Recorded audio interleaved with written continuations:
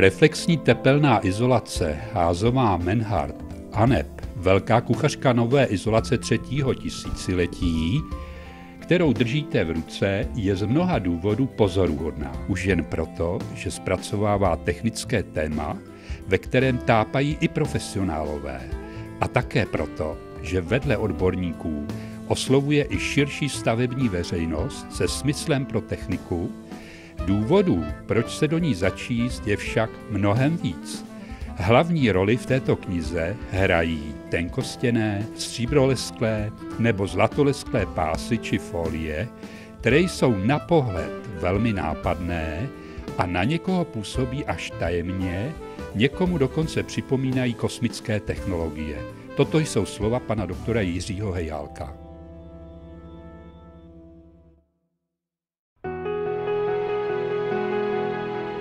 V začátku března roku 2015 proběhla v Pardubicích jubilejní 20. stavební výstava. My jsme zde s naší kamerou samozřejmě také nemohli chybět. Křtila se zde totiž nová kniha s názvem Reflexní tepelná izolace Házová Menhart ANEP, velká kuchařka nové izolace 3. tisíciletí.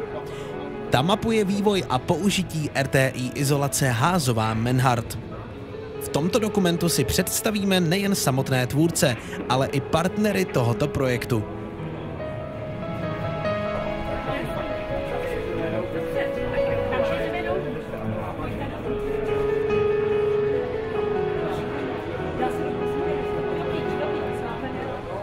Pardubická výstava byla slavnostně zahájena 5. března v dopoledních hodinách.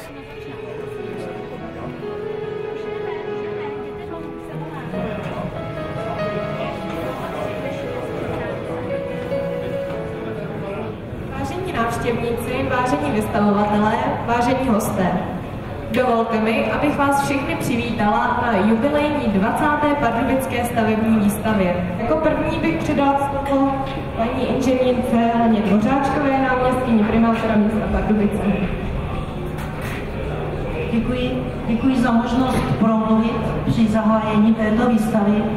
Já bych ráda ocenila těch 20 let nejen pánu vystavovatelů, ale i výstavního centra Ideon.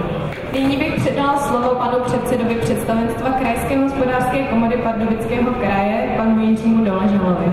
Dovolte i mě, vážení vystavovatelé, vážení návštěvníci, dámy a pánové, abych vás jménem Krajské hospodářské komory Pardubického kraje přivítal zde na tomto výstavišti tuto jubilejní dobu. Nyní už bych předala slovo hlavnímu pořadateli výstavy, panu Milovi Klíčkovi. Samozřejmě já vám všem děkuji, že nám všichni takhle držíte palce, jinak jak médií, ale samozřejmě vystavovateli i návštěvníci.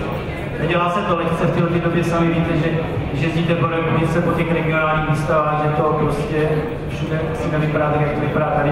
Tak jsme trošku i hrdí na to, že nám vlastně všichni takhle pomáháte, včetně vystavovatelů, tuhle tu úroveň udržet.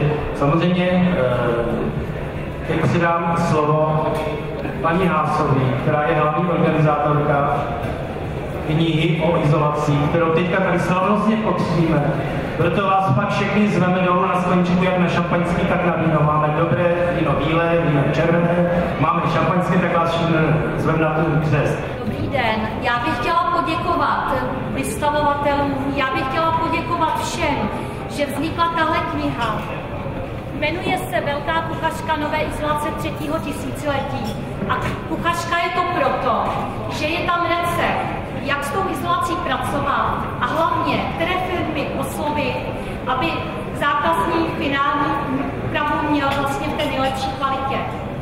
Děkuji, že tady můžeme vlastně tu knihu pokřtít a hlavně jsem chtěla poděkovat, že ta kniha mohla vzniknout a ta vznikla díky vlastně lidem, že je na základě toho odborného tady připravena, kde jsou určitá měření, podklady, jak ta izolace funguje. Ale hlavně jsou tam firmy, které s tou izolací už si zkusili pracovat, dovedou poradit budoucímu zákazníkovi a jsou tam i někteří zákazníci, kteří poukázali, jaké využití ta naše izolace může mít.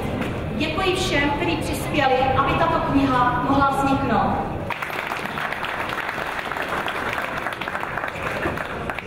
Já chci poděkovat především paní Házové za marketingovou přípravu této knihy. Chci poděkovat všem zúčastněným, které se na této knížce podílely. Pro vás, když bych řekl, je to určitě taková inspirace, jak můžete v té knize najít doslova každý svoji otázku nebo svoji Achillovu patu a podobně a pomocí té reflexní tepelné izolace tento problém vyřešit. A jako takovou perličku na závěr jsme si tam připravili něco o včelařích a o včelích úlech. A osobně jsme to nazvali s panem profesorem doktorem Leinhardtem jako stavebnictví v kostce. To znamená, že i v této oblasti se máme my stavitelé ještě dále a dále co učit. A nyní bych předal slovo generálnímu partnerovi této knihy, panu Karlovi Čerkanovskému z agentury a ze stavební a architektonické firmy Grant. Já držím v ruce toto krásné dílo, které je výsledkem dlouhodobé poctivé práce autorů a tím bych jim na tohle chtěl velice blahopřát a rád bych s nimi spolupracoval dlouhodobě. Nyní předám slovo panu doktorovi Hejhálkovi, spoluautorovi této malé, ale velké kuchařky. Děkuji za slovo, děkuji všem, zúčastňujete této akce. Já bych o této knize, kterou budeme číst, chtěl říct to, že až ji otevřete, tak zjistíte, že je velice čtivá, poutavá i pro lidi, kteří nemají stavební vzdělání. Jejím obsahem jsou konkrétní realizace, nikoliv nějaké výpočty, realizace staveb, které se opravdu povedly a které fungují líp, než předpovídají stavební výpočty a stavební normy. A to je obrovská přednost. Kdybych to řekl ve veliké zkratce, tak vlastně tato kniha svým způsobem předběhla dobu a ukázala, že současné stavební výpočty, které se jí snaží počítat, tak patří v podstatě do poloviny 19. století. Děkuji za pozornost a přeju této knize úspěch.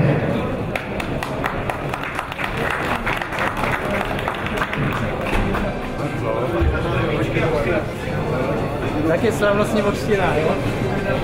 Ještě jednou. Chcete ještě pokřít na folii? Děkujem. Tak už vypadá do pěkné. Kdo chcete ještě pokřít? Pan Štánek už taky pokřít. Se dařilo.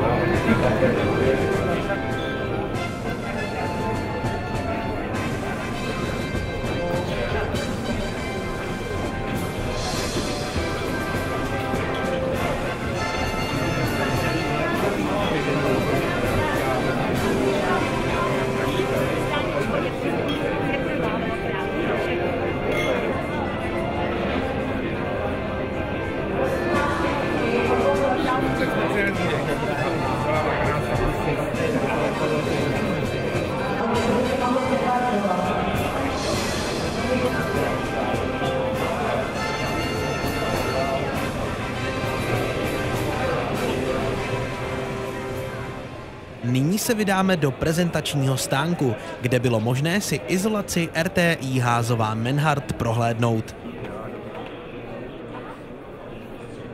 Tak já bych si dovolil představit při příležitosti 20. výročí tohoto výstaviště speciální výrobek, model, který mám zde vlevo po mé levici a zároveň bych představil i generálního partnera a výrobce a realizátora těchto stavebních, dalo by se říct, sandvičových konstrukcí, které jsou zajímavé především tím, že v interiéru máte 5 cm slaměné lisované desky zvané ekopanel a de facto místo nějakých 28 cm té klasické izolace nám velmi dobře slouží 2x12 mm té reflexní tepelné izolace. O bližší popis tohoto modelu bych požádal pana Karla Čertanovského, který je jednatelem této stavební firmy, která se jmenuje Grand Aurum. Já bych popsal rád tady tuhleto velmi zajímavou stěnu, průřez.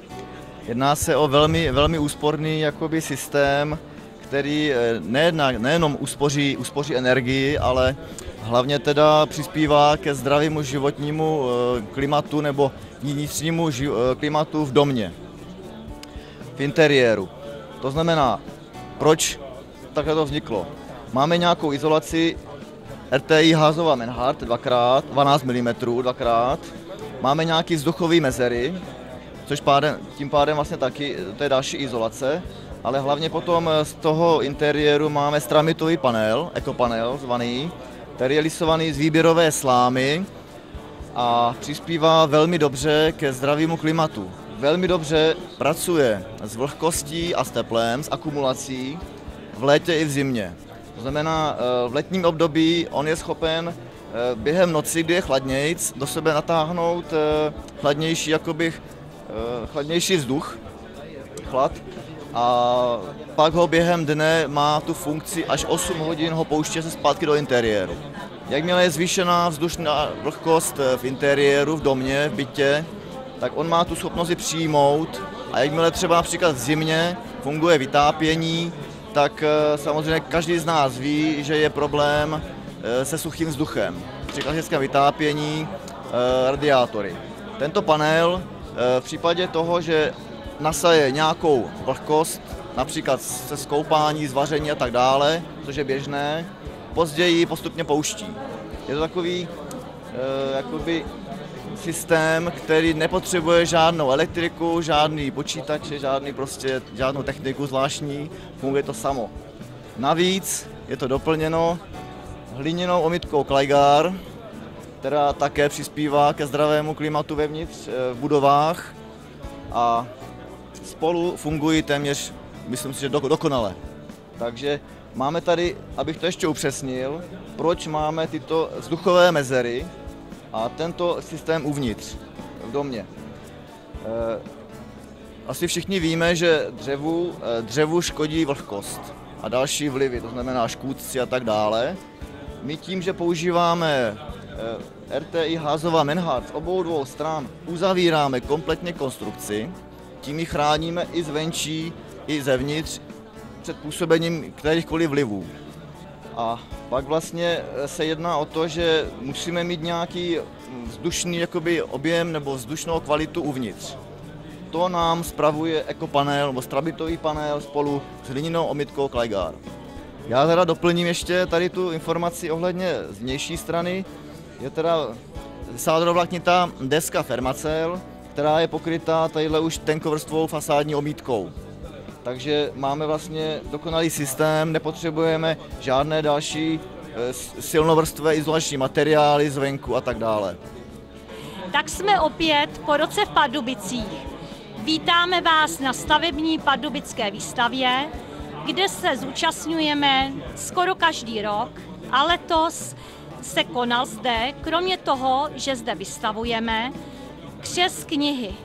Jde o knihu, která vlastně vznikla na základě tím, že za 20 let naší práce je mnoho klientů, kteří nás nejenom potřebují, ale hlavně hodně firem, kteří umí s tou naší izolací správně pracovat. Máme knížku, za kterou je veliké úsilí. Dá se říct 21 let práce, kdy jsme netušili, že tato kniha vznikne a podařilo se. Děkuji všem, které jsou v té knize, které budou pomáhat lidem při jejich práci, výběru, izolace, jakou si mají zvolit. Naše izolace je ekologická, má minimálně 7 funkcí. Letošní novinkou není jenom ta kniha, ale máme i nově stropní kazety. V minulém roce jsme říkali, že máme finální úpravu ve zlatém provedení, nejenom za radiátory, ale současně teď to máme připraveno, že se jedná o stropní kazety a může se střídat zlaté nebo stříbrné provedení. Je opatřeno samolepem, který velice drží, tudíž nenastane problém, jako při jiných kazetách, že pokud bydlíte v domě, kde nad vámi skáčou třeba děti, že by ty kazety opadaly. Dá se říct, že jsou natrvalo, dají se otírat a hlavně je to finální úprava, ale izolace. Tahle ta tloušťka je pouhých 6 mm a nahradí 6 cm za vatu, 4 cm polystyrenu, pokud je vzduchová mezera, a pokud by to bylo bez mezery, tak dáte o 1, o 2 mm více, není problém. Tak jak vznikla tahle kniha? Je to takový zvláštní příběh. Před rokem právě zde na pardubické výstavě se křtila kniha výjimečných žen, do kterých jsme se s panem Menhardtem dostali. Pan Menhardt, jak jsem před rokem uváděla, byl v knize výjimečných žen jako jediný muž. Paní redaktorka Šveňková mi nabídla, jestli by nechtěla vzniknout kniha o mé životě, o zážitcích, o té izolaci za 20 let práce. Já jsem si říkala, no snad ještě neumírám, ještě je čas, jednou třeba vznikne film. Pan Menhardt často lidem radí, přednáší, jak mají s izolací pracovat. Ale myslíme si, že v této knize je zapotřebí nejenom měření po té stránce odborné, ale současně postup, jak tu izolaci správně použít, ale nejdůležitější je správné provedení z izolace. To znamená najít tu správnou firmu, která má vztah k této izolaci, umí správně zhotovit a poslední klient potom už nedělá nic jiného, než to ukazuje sousedovi a ten se ptá, kde tu izolaci zakoupil. A to všechno v této knize se najde. Proto ta kniha má zvláštní název. Přemýšleli jsme, jak tu knihu pojmenovat. Jmenuje se Velká kuchařka nové izolace 3. tisíciletí. Ona tak nová není, ona je na trhu už 21 let, ale málo kdo o ní ví a je zapotřebí pomocí této knihy dostat ji k lidem. Nejde o izolaci, reflexní tepelné izolace Házová Menhardt. Jde o tu informaci, jde o to správné provedení práce, najít tu správnou firmu a to ta knížka všechno přinese. Děkuji, že mohla vzniknout. Nejde o nás. Děkuji všem firmám, které jsou v ní uvedeny. Je tam nastíněno využití, kam všude se ta naše izolace hodí. Nejenom do podlah, pod koberec, pod lino, plovoucí podlahy, do stěn, do střech, ale najdete tam využití bazény, ale třeba až po solární úly. A to bych se chtěla zmínit, že v této knize je popsáno, jak dokážeme zachraňovat včelstvo. To je taky takový domeček. To je ta stavební fyzika, kterou chceme ukázat. Ale pak jsou tam jurty, pak jsou tam třeba další využití v automobilovém průmyslu, protože ta naše izolace umí minimálně 7 funkcí, je proti radonu, tlakové vodě a další jiné, ale to už nebudu prozrazovat, to už vyzvu, aby za příznivou zaváděcí cenu se našli budoucí klienti, kteří budou volat, že tuhle knížku potřebují a děkuji předem, že ji budou mít ve své knihovně. Tak my jsme si tady připravili ukázku, jak funguje reflexní folie při ozařování sálavým zdrojem tepla, což je infrapanel. Na povrchu toho panelu je nějakých 120 stupňů. Vevnitř se vytvořila tepelná komora, kde máme nějakých, no teď tady je 80, necelých 80 stupňů. A z venkovní strany je vidět funkce reflexní folie, kdy na povrchu je teď, protože byla opět zavřená, je nějakých 30 stupňů. Tady máme teďka nějakých 32, 33 je na minerální izolaci, na plechové krytině je 45 stupňů. Nejvíc by se měl ohřát keramický panel na nějaký 46 a bonský šindel se dokonce na 46 stupňů rozehřál. Takže ta funkce té izolace je velice zajímavá, protože vevnitř máme nějakých 70 stupňů, když to z venkovní strany po asi nějakých 12 mm je ta teplota nějakých 28, takže ta reflexe tady funguje velice dobře a ukazuje nám, že hliníková folie nepředává teplo dál a vlastně zůstává to teplo tam, kde je ten zdroj toho záření. PET s infrazářičem a s 12 mm reflexní tepelnou izolací věrně kopíruje chování střešní konstrukce v letním období. Všimli jsme si věci, že vevnitř dosahuje teplota 70 až 100 stupňů, což je venkovní povrch střešní konstrukce, a na druhé straně 12 mm reflexní tepelné izolace je teplota 29 až 30 stupňů. Když odečteme tyto dvě hodnoty, dostaneme takzvaný teplotní spád, který představuje neuvěřitelných 40 stupňů Celsia. A toto vám neudělá žádná objemová izolace při této tloušťce. Jsem jednatelem firmy Grand Aurum SRO. Spolupracujeme tady s firmou Házová Menhart RTI. A rád bych vám představil naše produkty nebo naše skladby, které jsme vymysleli postupně během času a použitou technologií a praxí. Zde bych rád představil první, takovou velmi úspornou variantu. Je to kombinace europanelů plus vzduchová mezera plus izolace RTI Házová Menhart plus zevnitř je Fermacell. Tvoří to vlastně skladbu, která víceméně nahradí zhruba asi 1,7 metru zděné stěny. Velmi úsporný dům, je to velmi dobrá technologie, rychlá, je možné stavět v létě, v zimě, je možné samozřejmě stavět na zákarové desce i na zemních vrutech, například Kryner. Výstavba domu na klíč od do zhruba do 3 měsíců je možné bydlet. Do 3 měsíců, když je hotová zákarová deska. Dovolte mi ještě jednou tady porovnat dvě různé konstrukce, které byly vyvinuty během několika let, kombinací několika materiálů, které byly pečlivě vybírány a zvažovány jejich funkce. Je tady první varianta RTI Házová Menhart 2x kombi 12 mm, vzduchová mezera 1, vzduchová mezera 2, vzduchová mezera 3. Pak je zde stramitový panel, zvaný ekopanel, z interiéru, zevnitř budovy a je pokryt hliněnou omítkou, která spolu s ním velice dobře zpracovává neboli pohlcuje a pouští vlhkost, teplo, akumuluje a tak dále. Takže to je z hlediska zdravého bydlení velice důležité mít prostě v interiéru materiály, které jsou čistě přírodní a jsou prostě koncipovány tak, aby fungovaly dobře vzájemně spolu. Zvenku, z vnější strany této skladby má fasáda, zase samozřejmě je tam mezera, Fermacell, sádrovlaknitá deska a je tam tenkovrstvá omítka, jako zde vidíme.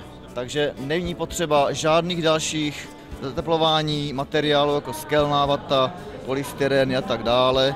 Je to prostě stěna, která využívá hlavně funkce vzduchových mezer a odrazivých schopností izolace Házová Menhart.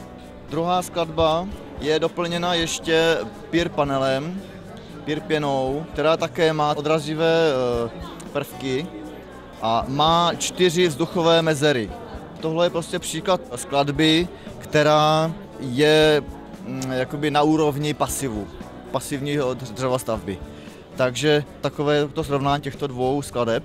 Dovolte mi dál představit, jakým způsobem naše firma používá RTI Házová Menhart a ekopanely, stramitové panely při rekonstrukcích. Zde na obrázcích vidíme několik typů použití na stěnách, na stropech, do podlah a jiných dalších prostě možností v podkrovích. Je to výborný v tom, že RTI Házová Menhart, reflexní izolace, nám spoří místo a je to jedna z nejlepších izolací z důvodu těch, že má stále pevné suché jádro, které nepropouští žádnou vlhkost. Má stálou hodnotu v létě i v zimě. Není prostě takový vliv změn, jako třeba u jiných izolací, které přijímají vlhkost a potom méně fungují nebo fungují hůře. Dále používáme tyto stramitové panely, jako panely z přelouče, které jsou velmi jednoduché, ale jsou důmyslně zpracované, tak, aby prostě byly velice pevné v tlaku a aby zároveň samozřejmě fungovaly jako takový tepelný nosič. Velice dobře akumulují teplo, pak následně pouští až 8 hodin to teplo zpět do interiéru.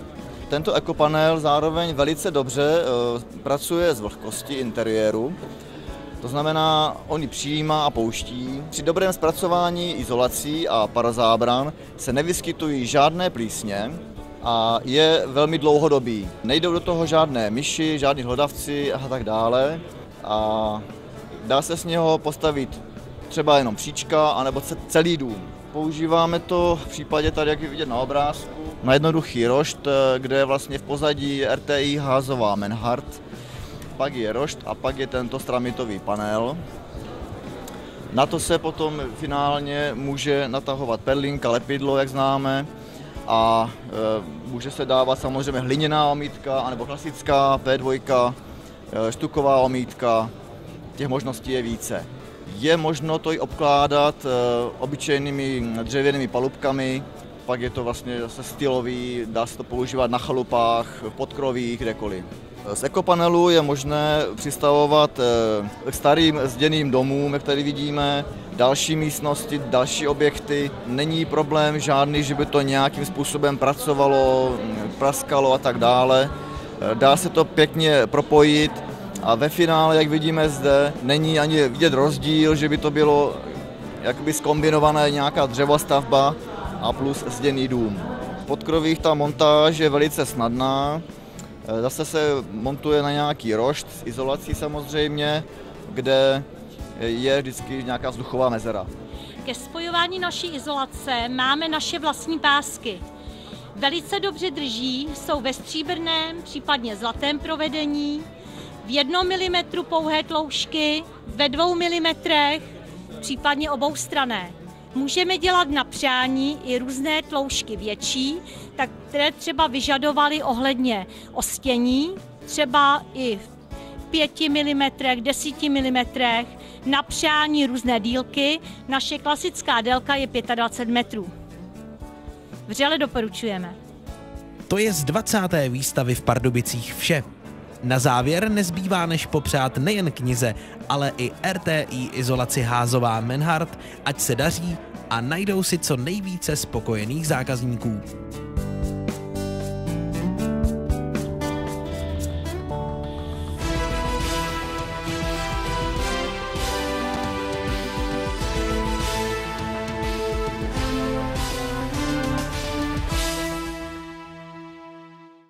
Reflexní tepelná izolace házová Menhart ANEP, velká kuchařka nové izolace 3.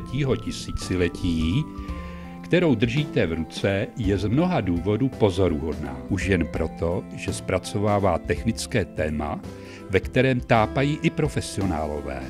A také proto, že vedle odborníků oslovuje i širší stavební veřejnost se smyslem pro techniku. Důvodů, proč se do ní začíst, je však mnohem víc. Hlavní roli v této knize hrají tenkostěné, stříbrolesklé nebo zlatolesklé pásy či folie, které jsou na pohled velmi nápadné a na někoho působí až tajemně, někomu dokonce připomínají kosmické technologie. Toto jsou slova pana doktora Jiřího Hejálka.